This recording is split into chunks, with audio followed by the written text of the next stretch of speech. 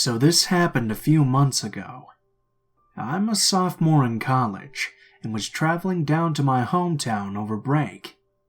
I was having some relationship issues with my stepmom, so I didn't want to stay at my dad's house the night I arrived at my hometown.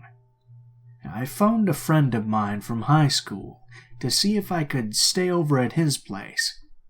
I knew from social media that he was still in town, and I'd stayed at his place before, so I knew there would be a place for me if they could allow it. My friend, let's call him Z, seemed like a pretty normal dude. We weren't the best of friends or anything, but we got pretty close by the time we had graduated. We would occasionally text or hang out if I was in town and catch up with each other, reminisce on the times we spent in orchestra or English class. When I called, he seemed extremely enthusiastic. Z's a normally upbeat guy, but this time it seemed like he was getting ready to get a brand new car. I didn't really think about it at the time, and he said I could sleep in the guest room, so I headed right over. When I got to his house, he was just as excited as he had been on the phone. He was bringing up stuff to do like getting high and watching weird movies or just playing video games together. Z's parents weren't home, so he really wanted the opportunity to smoke. I was pretty tired from the drive, but since we rarely see each other, I thought a little bit of bonding time couldn't hurt. We played Smash Bros, smoked some weed, and just chatted for a few hours. It was longer than I had wanted, but I was having fun, so whatever, right? By the time it was getting late at around 2 a.m., he started asking some pretty weird questions. If I ever wondered what it was like to kill someone, or if I thought anyone would miss me when I was gone. This, along with some pretty normal questions like if I had a boyfriend, or how my parents were doing, or if I was making friends at school, they all gave me a weird feeling. I was confused in the moment, but it didn't hit me until after that Z could be assessing me for something bad. The weirdness of it all made me just want to go right to bed. We stopped the game and both went into the basement, where his room and the guest room were. We say goodnight. I go to my room and get ready for bed. I'm having a little trouble sleeping, just some insomnia that I've had for a while, so I stay awake for around an hour until I hear some slight movement outside my room. The walls were all pretty thin, so I could hear footsteps walking past my door and up the stairs to the main floor, then back down quickly after. What struck me as odd was that I didn't hear the basement door open. It creaks very loudly when it does. The light didn't turn on either, so I was confused what Z was doing. I heard him go back into his room, but I just had this odd feeling. Ever since I met him this night, he seemed to be a lot different than he's ever been. I decided to look him up on social media and Google to see if anything was out of the ordinary. Everything seemed normal, until I found his Tumblr, which was linked from his inactive Twitter account that I found on my Twitter contacts list. His Tumblr was, well, disturbing. There were graphic drawings of mutilated bodies of humans and animals, links to suspicious-looking websites that I didn't dare to click on, text posts and stories about murdering, cannibalism, necrophilia, and torture. There were also photos of guns, knives, and axes, which after looking closely were taken in his bedroom.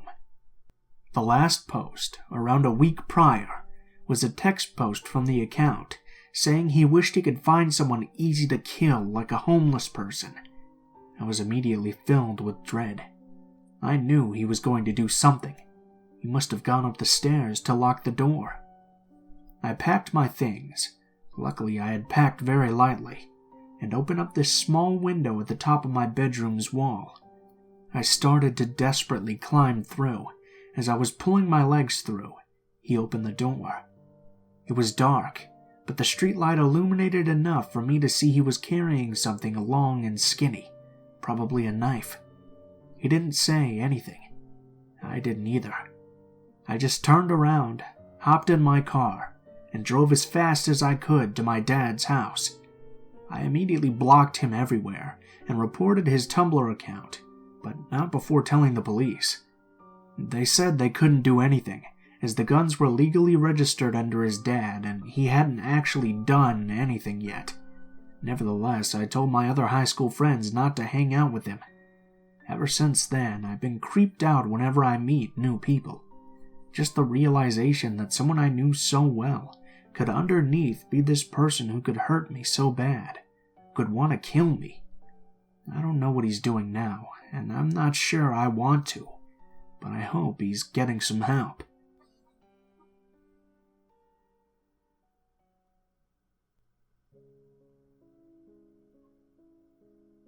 The other night, I was driving in the center lane of a 3-lane city street. All of a sudden, a car comes up into my right blind spot and almost slams into me. I look over and it's swerving in and out of the lane, braking abruptly. I honk and I look over to see if the driver is possibly distracted, and I see that the man is driving while drinking something out of a brown bottle. The man then comes up to my side and is screaming at the top of his lungs. Not wanting to get involved in this whole situation, I made a lane change to the leftmost lane to try and get away from the man.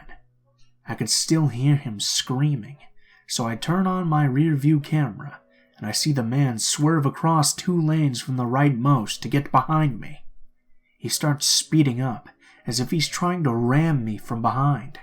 Once I see him inches from my bumper, I decided to run the red light I'm stopped at and make a right turn in front of the 2 lanes of traffic beside me in the hopes that he'll just leave me alone. I look at my rear view camera again, and I can see that the man is following me, trying to hit me from behind yet again. I panicked. I sped off on a side street, but I looked back to see he just wouldn't let up. He was swerving in the lanes behind me, trying to keep up. In the distance, I saw a freeway on-ramp, so I decided to speed over in hopes of losing him on the freeway. The on-ramp has 2 lanes that merge into one. I pass a car prior to the merge, thinking that car will create a buffer between me and the man chasing me. When I look back into my camera, I see that the man is driving in the shoulder, on the brush to the right side of the on-ramp, in order to pass the other car and catch up to me. At this point, I was driving close to 100 miles per hour, scared for my life, so I slow down and dial 911. I explain the situation to the dispatcher, and she recommends that I try to get away to safety. The man caught up to me though, and begins coming up to the right side of me on the freeway. He repeatedly tries to swerve his car into me, as if to ram me or run me off the road. I slow down in the hopes that he'll pass me up, but he slows down too, and his wife in the passenger seat throws a bottle at my car. For a second I lose visibility.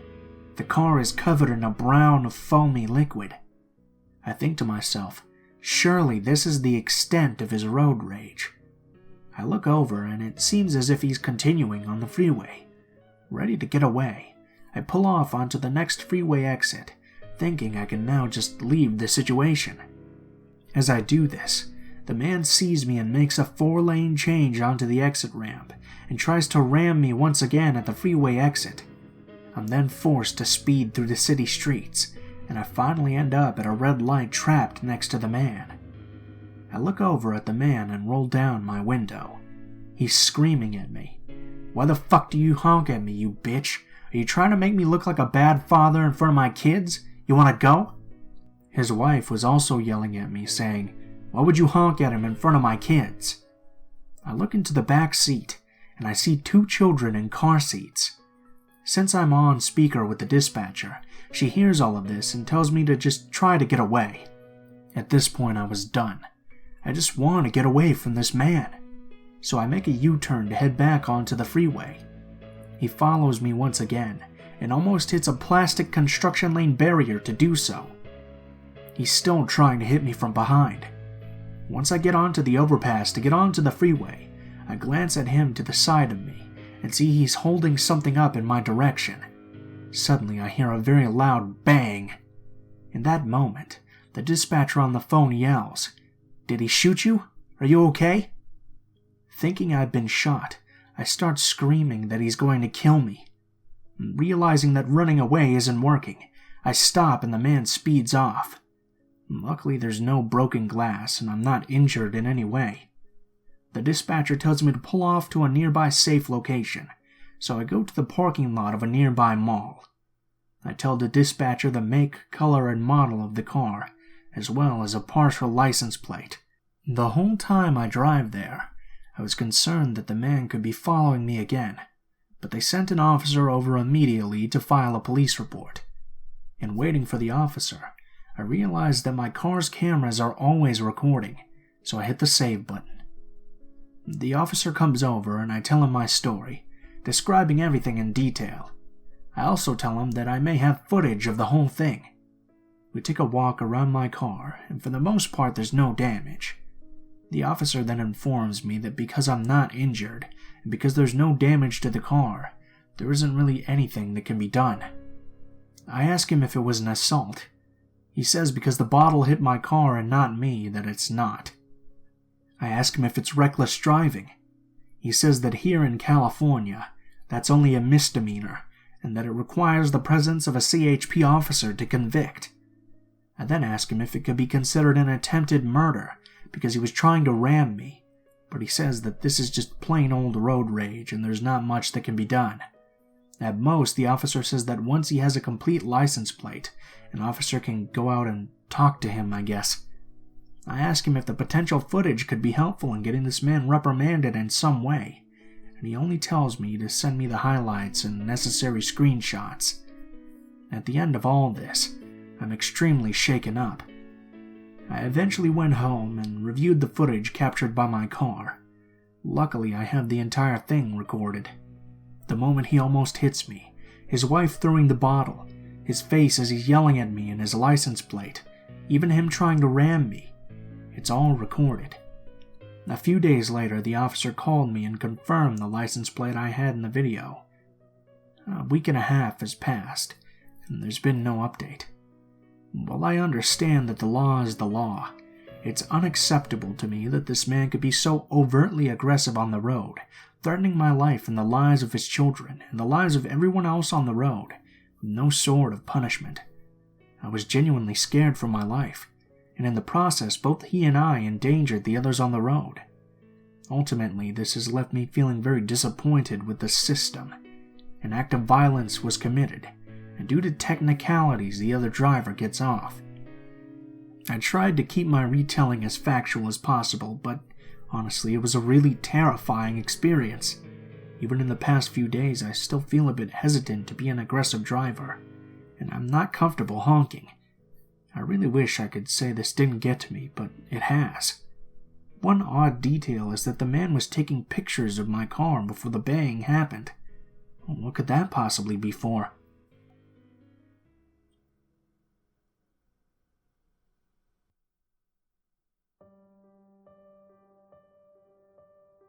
I've always wanted to post something on Let's Not Meet, because I've been reading posts on this subreddit since I was little. I can't say I'm too pleased to have an experience to post now that it's actually happened. I haven't really told anybody this story, because I didn't want to freak out any of my friends, so I've limited it to just my mom and a few close friends. Well, I suppose now you'll know. So, let's begin. So how my friend group works is that we have our little circle of people who we hang around with most often, but for big events or bonfires or something similar, we expand and a couple of different friend groups join one. Ben is a part of one of these extended friend groups. He's someone who always posts different and interesting things, who always has something to say. I've gotten along really well with Ben at these events, and we always end up chatting. I've always found him to be a different and unique individual. Ben started going to my local college this year. He shot me a Snapchat basically saying, "Hey, all my friends went away to different schools, and the only person I have to talk to from the area is now my ex-girlfriend. I was wondering if you wanted to get a group together maybe and hang out, because I'd like to have some new friends around." It was actually a really nice message, because with the course I'm in, I don't get to make many friends, and all my close friends are spread out now too, so I said yes. The hangout was initially supposed to be one of my friends, him, and one of his friends. It was a day after class, and I just got home. He told me he was going to take a quick nap before we all head out. When he wakes up, he tells me it's now too late, and he has other plans he forgot about. That's totally fine. I wasn't really upset about it. I cancel with my friend too, so I can just sit down and do some homework. He texts me a few hours later. I didn't give him my number. How did he find it? Telling me his other plans got cancelled, and he was now available again. He wanted to know if I still wanted to do something. I said that my friend was now out of the city, and he said he texted his friend but they didn't answer. He decided to pick me up and go for a drive and just chat. Normal enough. Ben gets to my house at around 10. I go and hop into his car and he speeds off. Oddly enough, he's talking in a weirdly accented voice, kind of like Jamaican or something similar. I thought he was just trying to be goofy, so I played along. Sometimes I would answer back in the accent, but then I started to think how it was weird that he wasn't talking in his own voice at all. He was driving like a maniac down the street, telling me how he was drinking earlier because he thought he was going to a party. I asked him if he was drinking and driving, and then he said that he'd only had a few sips. I know I probably should have gotten out of the car then, but at this point we were flying down the highway, and I was pretty scared. He begins to rant about his ex, telling me that there was infidelity and trust issues on his end, and he couldn't tell me what they were because he didn't want me to think badly of him. He told me he was still going to marry this girl and have her children. He ranted about her and got on tangents and started to scream and yell. I started to think that he was probably on some drug or something. We arrived at my college, a half-hour to 40-minute drive away in another city, and he says we should get out of the car.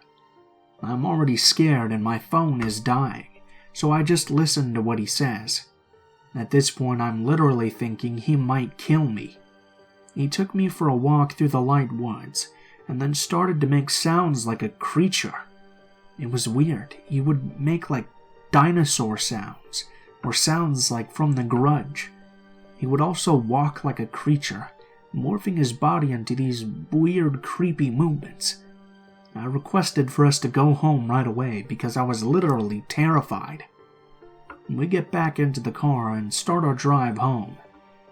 He pulls out a pipe and smokes something. I told him he shouldn't do that while he was driving, but he just didn't listen. Now he begins to yell. He starts back on his tangents about life again. He pulls over the car to get out and do some jumping kicks. At this point, my phone is dead. He gets back into the car and puts on his favorite song. The song begins slow and then picks up a little later. It's about a 4-minute song.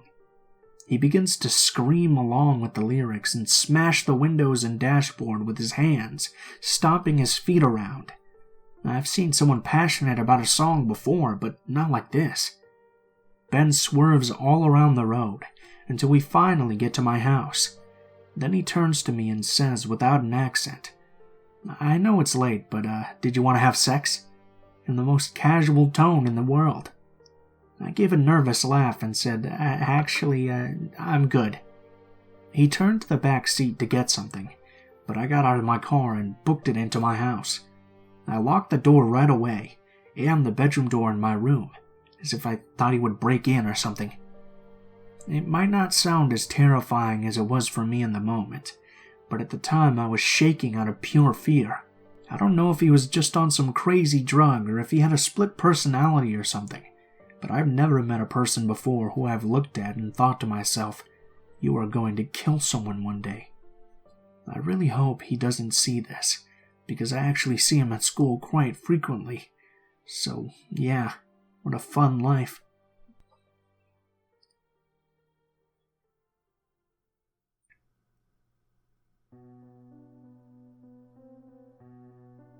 So this happened to me last semester. I'm a college student and I've only had positive experiences, except for this encounter I had throughout the entirety of the last semester. Just a disclaimer, this will probably be long, but I tried to space out the paragraphs for it to be easier to read. I'm a psychology major, and between taking AP classes in high school and taking a few extra classes over the summer, I'm already ahead of my class. Last summer I registered for a neuroscience course, which was a bit more advanced, and all the kids in the class were either juniors or seniors about to graduate. On the first day of class, I made my way to the classroom, and the professor was late. There was a big crowd of people outside, and I simply asked a boy if he was waiting for the same class. He said yes. He introduced himself to me as Braxton, and that was that. The professor came, and the class was pretty good. At the end of class, he asked me for my number, just in case we had to discuss homework assignments and whatnot, and I thought he would be a cool connection to have. Boy, was I wrong. I saw him about twice a week for an hour and a half. Not even 2 weeks after I met him, only seeing him in class, he stated that he felt a connection to me, and that I was the most beautiful and fascinating girl he had ever met. I ignored the connection part of it and thanked him for his compliment. That was that. The week after he mentioned this, he had texted me asking me out of nowhere if I had anxiety. I hesitantly said yes and kept it very broad. I told him that large crowds of people are my biggest trigger, but I managed just fine. He made it a point to tell me that if I ever needed to escape, he knew a few spots that were vacant and deserted. I told him I was fine and he seemed to drop it.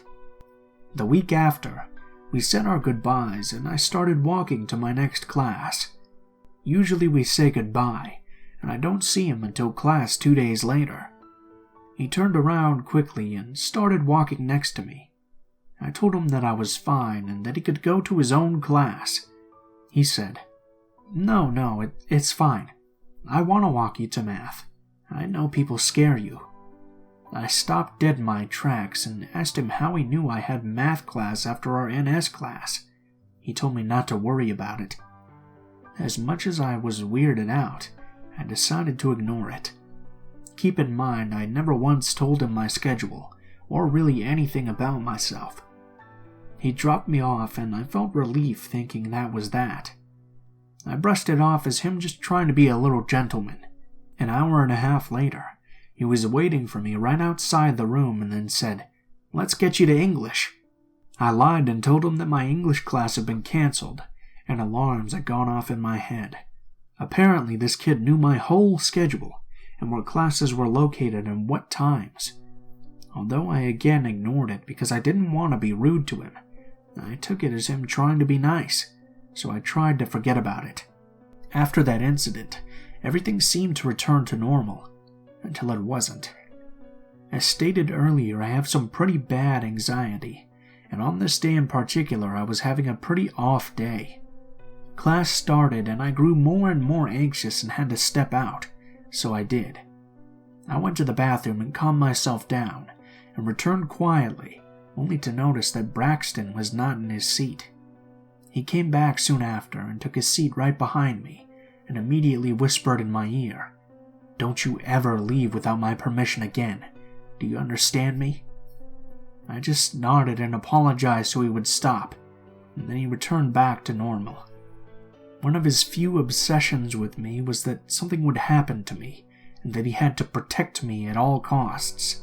If I wasn't okay, he would flip out and do anything in his power to return me to an okay state. It was odd. There were a few instances in which it got really freaky. One of these instances was the day he noticed my medical bracelet for hypoglycemia. As soon as he noticed it, he started interrogating me about why I had it, what it was, if I take medications, when was my last episode. He then proceeded to grab my hand to try and snap a picture of my parents' phone numbers on the back. I told him it wasn't his business, and if he really needed that information one day he would have it, on my wrist. He He got upset but dropped it. That Friday, he had called me from his job.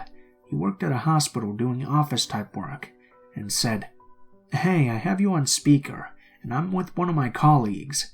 I need you to explain your condition, why it happens, and give me a list of medications you take." I told him that it was completely out of line, and hung up on him. He blew up my phone telling me how important it was to get help, and how important it was for him to know everything about it. I started ignoring him. The next time I saw him, he acted normal and even apologized for his actions. We moved on until the next thing. I had twisted my ankle pretty bad on campus, and I had been crying. It was pretty obvious I was in pain and stressed. As soon as he saw me, he completely flipped out, asking who did this to me, if I was okay, if I needed medications. He demanded he was going to take me to the university clinic. He told me I wasn't allowed to call my mother, and that only he could deal with this. I told him that he didn't control me, and I ended up calling my mom, obviously, where she told me to go to the clinic and that she would pick me up there. I told Braxton that we could just get an escort by the campus police. The clinic was a few blocks away, and he immediately shut that down and got extremely upset. "No, we are absolutely not going to the police. I'm gonna get an Uber, but we're not going to the police. Don't you even think about calling them." This was extremely alarming to me because why did he want to stay away from the police so badly? He ended up calling an Uber and we got to the clinic finally. He insisted on being right by my side the entire time and wanted me to hold his hand. He kept trying to rub my back and touch me. I told him to stop and that I didn't want him touching me and for him to just leave. He insisted on staying. There wasn't really much I could do, so I dealt with it until my mother came to get me. I was extremely tense and kept my hands to myself and just sat still. After I left, he followed up with multiple texts, asking if I was okay and if I could keep him updated. I ignored all of his messages. Towards the end of the semester, a mutual friend we had in that class messaged me, asking if Braxton had ever made me feel uncomfortable. I told her the truth, and the multiple instances that I immediately got bad vibes from him. Not even 5 minutes after I sent the message to her, Braxton starts blowing up my phone. Calling, texting, leaving voicemails. He kept threatening me, saying he was going to find me, and as soon as he did, that it was over for me. He said I had ruined his life, and that he hated me and that I was a horrible person. He was going to show me what I deserved the next time he saw me, and that I had no idea what was coming for me. His voicemails were so full of rage. His voice was even shaking because of how angry he was, and he was yelling his heart out on one voicemail, and in the next sobbing about why I didn't love him back, how I could betray him like this. Obviously, I didn't go to school that day, and his hundreds of voicemails and texts alternated between rage and apologies, and every emotion in between. It was terrifying. The only reason I did not block this guy or tell anyone about him was because I was terrified he would do something to me. He would remind me that if I was scared of him now, he would give me a reason to be scared later, either if I went to the police or tried distancing myself more. He found every single one of my study spots. I'm a commuter, so I would study and stay at many different coffee shops, and if I wasn't at the ones I usually stayed at, he would message me saying that he would find me if I didn't tell him where I was. He told me that if I ever went to the police that he would give me a reason not to. Things like that. He also shared with me that he would fantasize about me and how badly he wanted me. He said he loved the way I smelled and even wanted to take pieces of my hair to keep at home. It was awful. At the very end of the semester, I completely stopped talking to him, and he seemed to have gotten the hint. I moved seats in class, and he didn't seem to bother me after I made it evident I wanted nothing to do with him. On the last week of semester, he started to take pictures of me from across campus and send them to me with multiple numbers. He would say things like, "You're gorgeous today. I love you so much. I just wish you loved me back. You'll pay for this. Your betrayal to me and humankind." On the very last day, I had gotten on my commuter bus, and was seated and on my way home. I got a text from him with a video of me getting onto the bus that said, "See you soon, darling." I was paranoid for weeks afterwards. Luckily, nothing had ever happened since then. He never texted me again, and I hadn't seen him at all after last semester. He deleted all of his social medias. Hopefully, he moved away or graduated. Honestly, I just hope he is far, far away.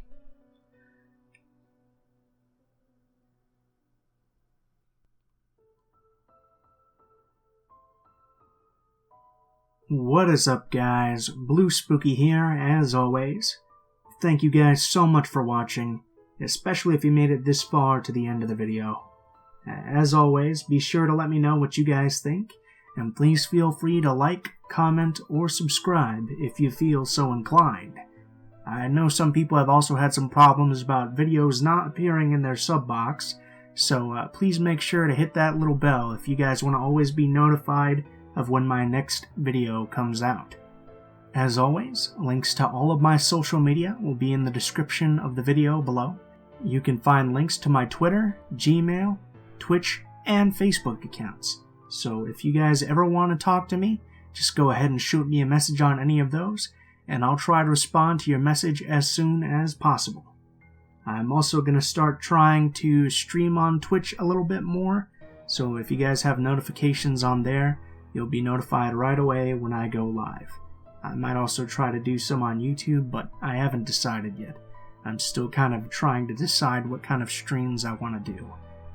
Anyways, if you guys have a story you would like to send in, or if you have a story you would like to suggest that I read, go ahead and send me a message on any of those links in the description below. If you do decide to send in a story, please be sure to include the title, how you would like to be credited, and any genres that the story might have, if it does have one. If you guys are curious about the music used in this video, go ahead and take a look in the description below as well. I always put all of the music in the order in which it appears in the video, and I also have links to the artists as well. Last but not least, I also have a Patreon if you guys feel like you want to contribute to the channel a little bit. But of course, as always, it is never required, and you will never have to pay for watching any of my videos. So that's just something you do if you feel like it. Thank you guys so much for watching, and please be sure to leave your feedback in the comments below. I hope you guys enjoyed the video, and I hope you guys have a great day. Thank you very much.